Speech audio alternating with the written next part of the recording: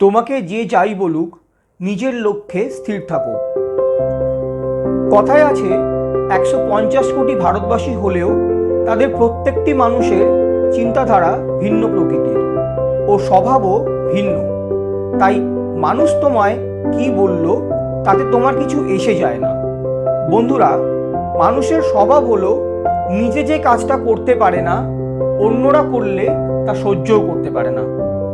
এখন মানুষের দুটো রূপ, একটা হলো বাহ্যিক, যা সর্বদাই আমরা দেখতে পাই, হাসি মুখ ও সবসময় তোমার ভালো চাইছে। আরেকটি হলো আভ্যন্তরীণ রূপ, যা সর্বদাই বিষে ভরা, যার পরিচয় আমরা মানুষের সাথে মিশে বুঝতে পারি। এ যুগে তুমি উপকার করলেই বিপদে পড়বে, কিন্তু যদি তুমি নিজের জীবনে নিজেকে নিয়ে ব্যস্ত থাকো, লোকের বিষয়ে কম ইনভলভ হও, সমাজ তোমায় স্বার্থপর করবে। বন্ধুরা, আমি মনে করি নিজের কাজে নিজেকে ব্যস্ত করে দেওয়া অনেক ভালো। যে যাই বলো তাতে কান দিও না। ঈশ্বর আমাদের দুটো কান দিয়েছেন যাতে আমরা বেশি শুনতে পাই, তাই যত বেশি শুনবে তত ভিতর থেকে আরো স্ট্রং হবে। একটা কথা মনে রাখবে, মানুষ তোমার কাছে সব কিছু কেড়ে নিলেও তোমার মনের জোর কাটতে পারে না, কারণ একমাত্র মনের জোর থাকলে তবেই সাফল্য অর্জন করতে পারবে। তাই নিজের মনের জোরকে কখনো কম হতে দিও না। কেউ যদি তোমায় ছোট করে, খারাপ কথা বলে, উত্তর দিও না, কারণ এটাই তোমার শক্তি। দেখিয়ে দাও সেই সব মানুষকে যে তুমি পারো, আর তাদের ধারণাটা ভুল ছিল। আর তুমি যদি তাদের কথায় নিজেকে আড়াল করে দাও, তাহলে তারা জিতে গেল। আর হয়তো সেটাই তারা চেয়েছিল, কারণ তারা জানতো তুমি উন্নতি করলে কোন শিখরে পৌঁছাতে পারো। তাই নিজের লক্ষ্যে স্থির থাকো, অন্যের কথায় নিজেকে দমিয়ে রেখো না। ঈশ্বর তোমার মাথায় বুদ্ধি দিয়েছেন, দুটো হাত দিয়েছেন শ্রম করার জন্য, সেটাকে কাজে লাগাও। জেনে রাখবে, আজ তুমি মানুষের কথায় কান দাও, তাহলে মানুষ তোমায় বেশি করে বলবে, কারণ মানুষ তাদেরই বলে যারা শুনতে চায়। তাই নিজের মধ্যে একটা ডোন্ট কেয়ার ভাব নিয়ে আসো, দেখবে অর্ধেক সমস্যার সমাধান হয়ে গেছে। নিজের শ্রমের সাথে নিজের বুদ্ধিটাকেও কাজে লাগাও। তোমার আপন আর কে তোমার পর তা চিনতে শেখো, কারণ এই যুগে কেউ তোমার আপন না। মানুষ হিংসা করে তোমার সাফল্যকে। তাই নিজের কাজে নিজেকে অগ্রগতি আনো, দেখবে সাফল্য আসবে। বন্ধুরা, ধৈর্য হলো এমন একটা ঔষধ যার প্রভাব সারা বিশ্বের মানুষ জানে। বন্ধুরা, ধৈর্য ধরো, নিজেকে সময় দাও, আর নিজের বুদ্ধিকে কাজে লাগাও।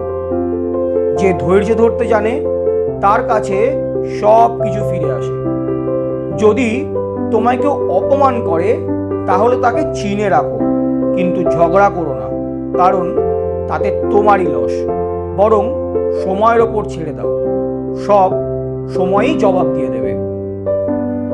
যখন তুমি তোমার জীবনে সাফল্য অর্জন করবে, তখন দেখবে এই অপমান করা মানুষগুলোই নিজের ভেতর থেকে ছোট হয়ে যাবে। নিজের আত্মসম্মানকে কখনো নত হতে দেবে না, কারণ পৃথিবীতে সব সোজা, কিন্তু আত্মসম্মান ফিরে পাওয়া অত সোজা নয়। একবার গেলে আর তা ফিরে পাওয়া যায় না।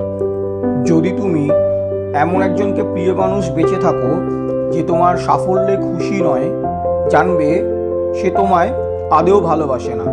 কারণ যে মানুষটি তোমায় ভালোবাসবে, সে কিন্তু তোমার সাফল্যে অংশ নেবে বা তোমার উন্নতির পথে তোমাকে সাথ দেবে। তাই ভালোবাসার মানুষ নির্বাচনের ক্ষেত্রেও অনেকখানি সতর্ক হওয়া প্রয়োজন।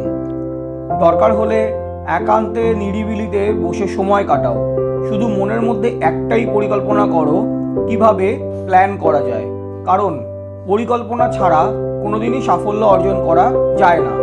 তাই ভাবনাকে সময় দাও।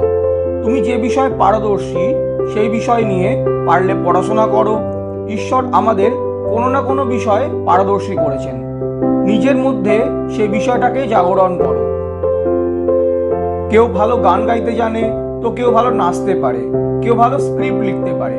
তাই নিজের বিষয়ে একটা সঠিক ধারণা তোমায় নিতে হবে।